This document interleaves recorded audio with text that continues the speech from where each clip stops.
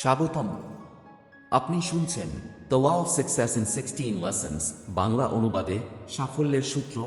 এটি শুধুমাত্র একটি বই নয়, এটি একটি জীবন দর্শন। এই বইয়ের প্রতিটি অধ্যায় গড়ে তুলেছে এমন এক মানসিকতা যা আপনাকে সাফল্যের চূড়ায় পৌঁছে দিতে পারে। লেখক নেপোলিয়ন হিল 25 বছর সময় নিয়ে 500 সফল মানুষের অভিজ্ঞতা বিশ্লেষণ করে তৈরি করেছেন এই অনন্য শিক্ষা পাঠ্যক্রম। আজ থেকে আপনি জানতে পারবেন কিভাবে চিন্তা বদলালে ভাগ্য বদলায়, কিভাবে আত্মবিশ্বাস গড়ে ওঠে সঠিক অভ্যাসে, আর কিভাবে সঠিক লক্ষ্য ও কর্মপদ্ধতি আপনাকে সাফল্যের পথে এগিয়ে নিয়ে যায়। তো চলুন শুরু করি সাফল্যের প্রথম পাঠ। অধ্যায় 1, আত্মবিশ্বাসের বিকাশ, সেলফ কনফিডেন্স। একজন মানুষ যত বড় স্বপ্নই দেখুক না কেন, যদি তার নিজের উপর বিশ্বাস না থাকে, তবে সেই স্বপ্ন কোনোদিনও বাস্তবে রূপ নেবে না। আর আত্মবিশ্বাস, এটি এমন এক শক্তি যা মানুষকে অদৃশ্য অন্ধকার থেকে তুলে আনে আলোয়। নেপোলিয়ন হিল বলছেন, আমাদের মাঝে লুকিয়ে থাকা সম্ভাবনাগুলো তখনই জেগে ওঠে যখন আমরা নিজেকে বিশ্বাস করতে শিখি। এই অধ্যায়ে তিনি একটি অসাধারণ কৌশল দিয়েছেন। প্রতিদিন নিজেকে বলা, আমি জানি যে আমার মধ্যে সীমাহীন ক্ষমতা আছে, আমি জানি আমি পারব, আমি করব। তিনি বলেন, আত্মবিশ্বাস গড়ে তুলতে হলে আমাদের চিন্তাভাবনাকে পরিবর্তন করতে হবে। মন যেভাবে ভাববে, জীবন সেভাবেই গঠিত হবে। এই অধ্যায়ে আপনি শিখবেন কিভাবে ভয়কে জয় করবেন, কিভাবে নিজের ভেতরের বিশ্বাসকে শক্তিশালী করবেন, এবং কিভাবে নেতা হওয়ার মতো মনোভাব গড়ে তুলবেন। এখানে আছে একটি বিশেষ টেকনিক, সেলফ কনফিডেন্স ফর্মুলা। এটি হলো 5টি শক্তিশালী প্রতিজ্ঞা যা আপনাকে রোজ স্মরণ করতে হবে। 1, আমি জানি যে আমি যা ভাবতে পারি তা অর্জন করতে পারি। 2, আমি প্রতিদিন নিজেকে উন্নত করার জন্য কাজ করব। 3, আমি নেতিবাচক চিন্তাকে দূরে রাখব। 4, আমি সত্য, ন্যায় এবং অন্যের মঙ্গল কামনায় বিশ্বাস রাখব। 5, আমি জানি আত্মবিশ্বাস ছাড়া সাফল্য সম্ভব নয়। এই অধ্যায়ের শেষে এসে আমরা বুঝি, নিজেকে বিশ্বাস করুন, পৃথিবীও আপনাকে বিশ্বাস করবে। আপনি যদি সত্যিই নিজের জীবনে পরিবর্তন আনতে চান, তাহলে এই প্রথম পাঠটি শুধু শুনে নয়, অনুশীলন করেও দেখুন। পরবর্তী অধ্যায়ে আমরা জানব একাগ্রতার শক্তি সম্পর্কে। অধ্যায় 2, স্পষ্ট লক্ষ্য ও পরিকল্পনার শক্তি, ডেফিনেটনেস অফ পারপাস। ধরুন আপনি একটি বিশাল সমুদ্রে দাঁড়িয়ে আছেন। আপনার হাতে আছে একটি নৌকা, কিন্তু না আছে দিকদর্শন, না কোনো গন্তব্য। আপনি হয়তো অনেকক্ষণ দুলবেন, এদিক সেদিক যাবেন, কিন্তু কোথাও পৌঁছাতে পারবেন না। ঠিক এমনটাই হয় যখন মানুষের জীবনে থাকে না কোনো স্পষ্ট লক্ষ্য। নেপোলিয়ন হিল বলেন, সাফল্যের প্রথম পদক্ষেপ হলো একটি নিশ্চিত লক্ষ্য ঠিক করা এবং সেই লক্ষ্যে পৌঁছানোর পরিকল্পনা তৈরি করা। একটি গল্প, রতনের রূপান্তর। রতন নামে একজন তরুণ ছিল যার কোনো পরিষ্কার লক্ষ্য ছিল না। সে একবার ব্যবসা শুরু করত, আবার কিছুদিন পর চাকরির পেছনে ছুটত। বাবা মা, সমাজ, বন্ধু বান্ধব সবাই কিছু না কিছু বলতো, আর সে এক একটা পরামর্শ ধরে ছুটত। একদিন তার এক গুরু বললেন, রতন, যদি তুমি ঠিক না করো তুমি কোথায় যেতে চাও, তবে কোনো রাস্তা তোমাকে সেখানে পৌঁছে দেবে না। এই কথায় তার ভেতরের আলো জ্বলে ওঠে। সে নিজের মনে প্রশ্ন করে, আমি কে হতে চাই, কি আমার জীবনের উদ্দেশ্য, আমি কি দিয়ে এই পৃথিবীকে কিছু দিতে পারি। সেই রাতেই সে নিজের জন্য একটা পরিষ্কার লক্ষ্য ঠিক করল। আমি আগামী 5 বছরে একটি শিক্ষামূলক প্রতিষ্ঠান গড়ব, যেখানে হাজারো ছাত্র নতুন করে স্বপ্ন দেখতে শিখবে। সেই রাত থেকে শুরু হলো তার নতুন যাত্রা। সে পরিকল্পনা করল, প্রতিদিনের রুটিন গড়ল, লক্ষ্য ভেঙে ছোট ছোট ধাপে ভাগ করল, আর প্রতিটি দিনকে সেই লক্ষ্যে পৌঁছানোর জন্য কাজে লাগাল। আপনার জন্য শিক্ষা। এই অধ্যায়ে হিল যা বলেন তা শুধু তত্ত্ব নয়, একটি বাস্তব কৌশল। একটি স্পষ্ট লক্ষ্য নির্ধারণ করুন। আপনার লক্ষ্য যেন পরিমাপযোগ্য হয়। তার একটি নির্দিষ্ট সময়সীমা নির্ধারণ করুন। সেই লক্ষ্যে পৌঁছাতে একটি রোডম্যাপ তৈরি করুন। আমি ধনী হতে চাই, এটি লক্ষ্য নয়। আমি আগামী 3 বছরে 10 লাখ টাকা আয় করব, এটি একটি স্পষ্ট লক্ষ্য। মনোবিজ্ঞান কি বলে? যখন আমরা আমাদের মস্তিষ্ককে একটি নির্দিষ্ট লক্ষ্যের দিকে কাজ করতে বলি, তখন আমাদের অবচেতনে একটি অভ্যন্তরীণ জোকস তৈরি হয়। এবং আশ্চর্যের বিষয় হল, আপনার চারপাশের সুযোগ, মানুষ, বই, তথ্য সবকিছু যেন নিজে থেকেই আপনাকে সাহায্য করতে শুরু করে। নেপোলিয়ন হিল এটাকে বলেন কসমিক হ্যাবিট ফোর্স। এই শক্তি কেবল কাজ করে তখনই যখন আপনার লক্ষ্য স্পষ্ট এবং আপনি প্রতিদিন সেই লক্ষ্যের দিকে এগিয়ে যাচ্ছেন। অধ্যায়ের মূল বার্তা: লক্ষ্যহীন মানুষ বাতাসে ভেসে বেড়ায়। একটি মাত্র লক্ষ্যেই মানুষের সমস্ত শক্তি কেন্দ্রীভূত হয়।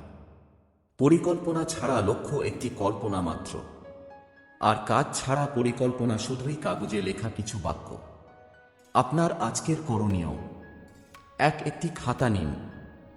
2, সেখানে লিখুন আপনার জীবনের প্রধান লক্ষ্য কি। 3, সেটি অর্জনের জন্য 5টি ধাপ লিখুন।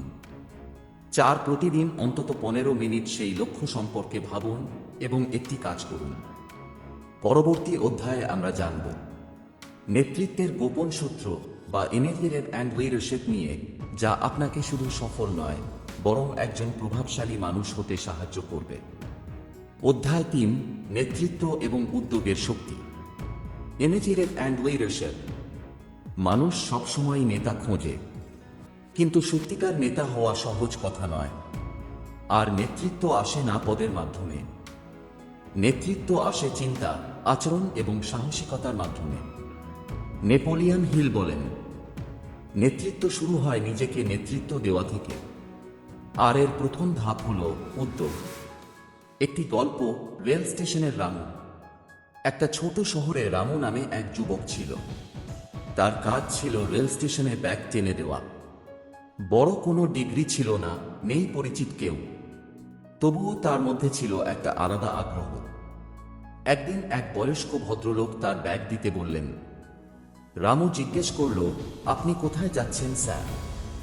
লোকটি বললেন, কলকাতায় একটা নতুন স্কুল চালু করতে। রামু উত্তেজিত হয়ে উঠল। সে বলল, স্যার, আমি যেতে চাই।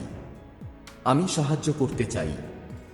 আমি স্কুলে পড়াতে পারবো না, কিন্তু আমি উঠান ঝাড় দেব, ছাত্রদের বই ঠিক করব, আর কিছু না পারি খাতা বিলি করব। লোকটি অবাক হলেন, বললেন, এই যে তোর এই উদ্যোগ, এটাই নেতৃত্বের বীজ। বছর পেরিয়ে গেল। সেই স্কুলে রামু শুধুই কর্মচারী ছিল না, সে হয়ে উঠেছিল স্কুলের অনুপ্রেরণা। পরে তাকে সেই স্কুলের ব্যবস্থাপনার দায়িত্ব দেওয়া হয়। আর একসময় সে নিজেই খুলে বসে নিজের স্কুল। অধ্যায়ের মূল শিক্ষা। এই অধ্যায় শেখায়, নেতৃত্ব মানে শুধু লোককে পরিচালনা করা নয়। উদ্যোগ মানে নিজে থেকে কাজ শুরু করা, আদেশের অপেক্ষা না করে। প্রতিটি নেতা কখনো না কখনো কর্মী ছিল। নেতৃত্ব মানে হচ্ছে পেশেন্ট থাকা, দায়িত্ব নেওয়া আর ভয়কে জয় করা। আপনি কিভাবে নেতা হবেন? নেপোলিয়ন হিল নেতৃত্ব গড়ার জন্য কিছু নির্দিষ্ট বৈশিষ্ট্যের কথা বলেন। 1, স্পষ্ট উদ্দেশ্য, আপনি কি চান তা জানেন। 2, আত্মবিশ্বাস, সিদ্ধান্ত নিতে ভয় পান না। 3, সততা, মানুষ আপনাকে বিশ্বাস করে। 4, দৃঢ় সংকল্প, সহজে হাল ছেড়ে দেন না। 5, সহযোগিতা, আপনি দলকে মূল্য দেন। 6, নতুন কিছু করার সাহস, আপনি নিজেই উদাহরণ তৈরি করেন। উদ্যোগ কিভাবে কাজ করে? আমরা প্রায়ই বলি, সময় হলে করব, কেউ বললে করব। কিন্তু সফল মানুষদের সাধারণ বৈশিষ্ট্য হল, তারা কারো আদেশের অপেক্ষা করে না।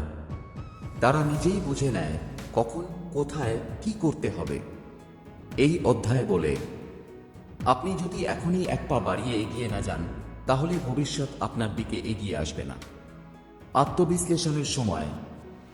আজ নিজেকে প্রশ্ন করুন, আপনি কি নিজে থেকে দায়িত্ব নিতে ভালোবাসেন, নাকি চাপ দিয়ে করানো লাগে? আপনি কি ভয় পেয়ে পিছিয়ে যান? আপনি কি আজকেই কিছু ছোট পদক্ষেপ নিতে পারেন যা আপনাকে নেতা হওয়ার পথে এগিয়ে দেবে? একটি অনুশীলন। উদ্যোগ ও নেতৃত্ব জার্নাল নাম দিয়ে একটি খাতা খুলুন। প্রতিদিন লিখুন, আজ আমি কি উদ্যোগ নিয়েছি নিজের ইচ্ছেতে। আমি কিভাবে কাউকে সাহায্য করেছি বা অনুপ্রাণিত করেছি। আজ আমি কোনো ভয় জয় করতে পেরেছি কিনা। এক সপ্তাহ পর নিজেকে দেখুন, আপনি নিজেই অবাক হবেন। অধ্যায়ের শেষ কথা। নেতৃত্ব একদিনে গড়ে ওঠে না, প্রতিদিন নিজেকে গড়লে একদিন নিজেই নেতা হয়ে উঠবেন।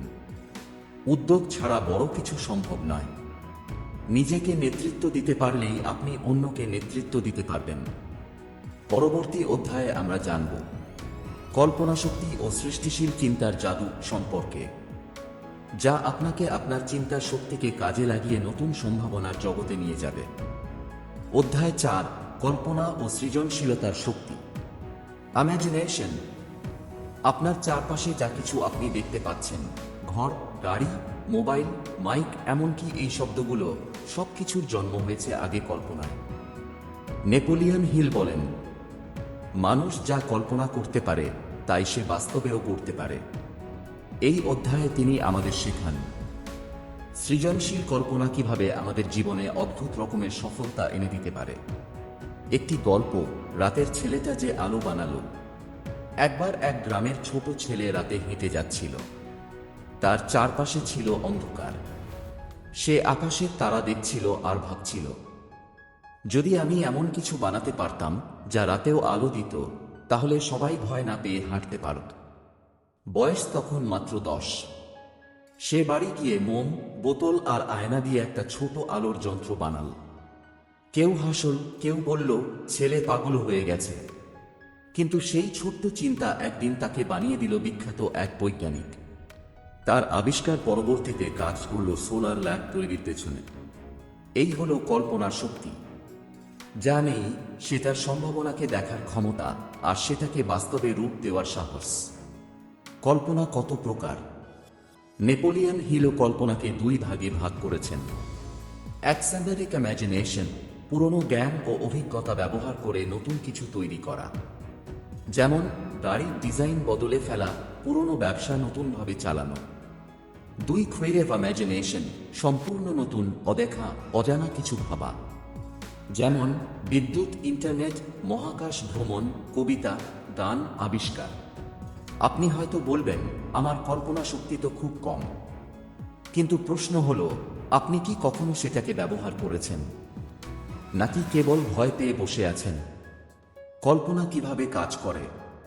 আমাদের মস্তিষ্ক একটি বাগান, আর কল্পনা হচ্ছে সেই বাগানের বীজ। আপনি যদি ভয়, সন্দেহ এবং সীমাবদ্ধতা রোপণ করেন, তবে ফল পাবেন হতাশা। আর আপনি যদি আশাবাদ, ভাবনা, নতুন আইডিয়া রোপণ করেন, পাবেন সফলতা, সৃষ্টি আর উন্নয়ন। সৃষ্টিশীলতা তখনই জন্মায় যখন মন খোলা থাকে আর হৃদয় সাহসী হয়। কল্পনা বাড়ানোর 5টি উপায়। 1. প্রতিদিন 10 মিনিট চুপচাপ বসে একটি সমস্যা নিয়ে ভাবুন। 2. নতুন নতুন বই পড়ুন, অন্যের অভিজ্ঞতা সংগ্রহ করুন। 3. প্রশ্ন করুন, এই জিনিসটা আর কিভাবে করা যেত। 4. ভয়কে বলুন, এটা শুধুই একটা সম্ভাবনা, সত্য নয়। 5. খাতা খুলে প্রতিদিন একটা নতুন আইডিয়া লিখুন, যদিও সেটি অবাস্তব মনে হয়। অধ্যায়ের মূল বার্তা। সফল মানুষেরা বাস্তবতা দেখে না, তারা সম্ভাবনা দেখে। কল্পনা ছাড়া সৃষ্টি সম্ভব নয়। আপনার কল্পনা যত বড়, জীবন তত বড় হতে পারে। কল্পনা মানে আকাশে বাতাসে ভাবা নয়, তা হলো ভবিষ্যতের ভিত্তি স্থাপন করা। আজকের করণীয়। আজ রাতে ঘুমানোর আগে নিজেকে জিজ্ঞেস করুন, আমি কি নতুন কিছু ভাবতে পারি? আমার জীবনের সমস্যাগুলোর কি এমন কোনো সমাধান আছে যেটা আমি আগে ভাবিনি? একটি খাতা খুলে লিখে ফেলুন আপনার জীবনের একটা বড় সমস্যা আর তার 5টি কল্পনাশীল সমাধান। বিশ্বাস করুন, উত্তর আপনার মধ্যেই আছে। পরবর্তী অধ্যায়ে আমরা জানব আস্থা ও আত্মনিয়ন্ত্রণের গুরুত্ব সম্পর্কে, যেখানে আপনি শিখবেন কিভাবে নিজের উপর নিয়ন্ত্রণ রাখলে পুরো জীবন আপনার নিয়ন্ত্রণে চলে আসে। অধ্যায় 5, আত্মনিয়ন্ত্রণের শক্তি। Self control. জীবনে আমরা সবাই কিছু না কিছু পেতে চাই, সাফল্য, সম্মান, ভালোবাসা, অর্থ, শান্তি। কিন্তু প্রশ্ন হলো, আপনি নিজেকেই যদি নিয়ন্ত্রণ করতে না পারেন, তবে কিভাবে জীবনের নিয়ন্ত্রণ নেবেন?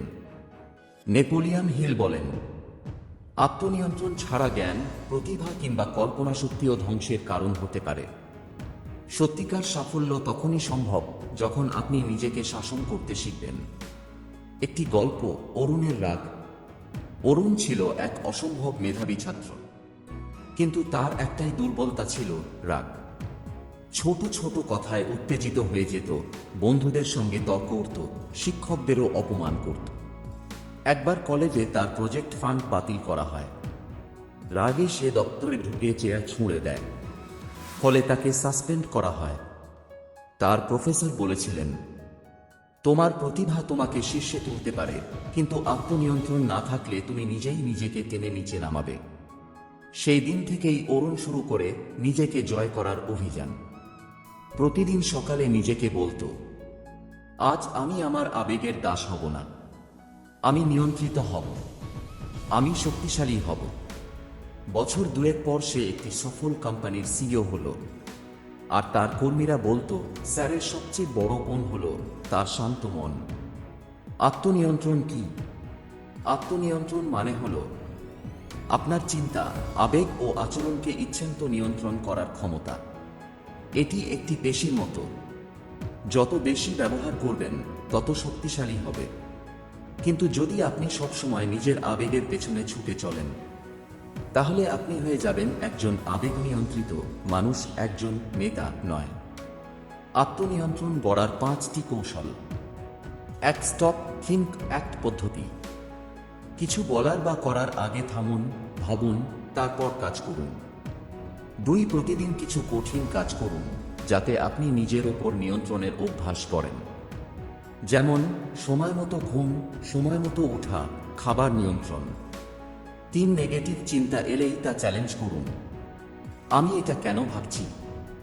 এর ফল কি হতে পারে? 4. দৈনিক মাইন্ডফুলনেস অনুশীলন করুন। প্রতিদিন 5 মিনিট নীরব বসে শুধু নিজের শ্বাসের দিকে মন দিন। 5. নিজেকে প্রশ্ন করুন, এই কাজটা আমার ভবিষ্যতের জন্য উপকারী কিনা? অধ্যায়ের মূল শিক্ষা। আত্মনিয়ন্ত্রণ মানেই শক্তি। আবেগের দাস নয়, আবেগের নেতা হতে শিখুন। নিজের আচরণ, খাওয়া দাওয়া, সময় ব্যবস্থাপনা সব নিয়ন্ত্রণে আনুন। কারণ যে নিজেকে শাসন করতে পারে সেই শাসক হতে পারে। আজকের করণীয়, আজ থেকে শুরু করুন নিজেকে পরিচালনার অভিযান। একটি খাতা খুলে লিখুন, আপনি কোন 3টি অভ্যাস নিয়ন্ত্রণ করতে চান? আপনি কোন 2টি প্রতিক্রিয়া পরিবর্তন করতে চান? প্রতিদিন কত মিনিট আপনি আত্মনিয়ন্ত্রণের অনুশীলন করবেন? আপনি নিজেই দেখতে পাবেন জীবনের গতি বদলে গেছে। পরবর্তী অধ্যায়ে আমরা জানব মনোযোগ ও একাগ্রতার শক্তি সম্পর্কে, যা আপনাকে শেখাবে কিভাবে আপনার মন যদি ধ্যানের মতো তীক্ষ্ণ হয়, তাহলে আপনি যে কোনো লক্ষ্য অর্জন করতে পারেন। আপনি শুনলেন the law of success in 16 lessons বইয়ের বাংলা অডিওর প্রথম বিশেষ 5টি অধ্যায়। আমরা আলোচনা করলাম 1. আত্মবিশ্বাসের বিকাশ। 2. স্পষ্ট লক্ষ্য ও পরিকল্পনার শক্তি। 3. নেতৃত্ব ও উদ্যোগ। 4. কল্পনা শক্তি ও সৃজনশীলতা। 5. আত্মনিয়ন্ত্রণ। এই 5টি অধ্যায় শুধু একটি বইয়ের পৃষ্ঠা নয়, এগুলো জীবনের ভিত্তি তৈরি করার 5টি স্তম্ভ। আপনি যদি সত্যিকারের সাফল্য চান, তাহলে এই পাঠগুলো শুধু শুনবেন না, প্রতিদিন নিজের জীবনে কাজে লাগান। আমাদের পরবর্তী পর্বে থাকছে মনোযোগ, সংগঠন, অধ্যবসায় এবং আরও গভীর সাফল্যের সূত্র। তাই চ্যানেলটি সাবস্ক্রাইব করুন, লাইক দিয়ে জানিয়ে দিন আপনি সঙ্গে আছেন, আর নিচে কমেন্টে লিখুন, আমি নিজেকে বদলাতে প্রস্তুত। সাথে থাকুন অ্যারেবক সাফের, কারণ জ্ঞানী সাফল্যের প্রথম ধাপ। ভালো থাকুন, সুস্থ থাকুন, নিজের ভেতরের শক্তিকে চিনুন। আমরা আবার আসছি পরবর্তী অধ্যায়গুলো নিয়ে।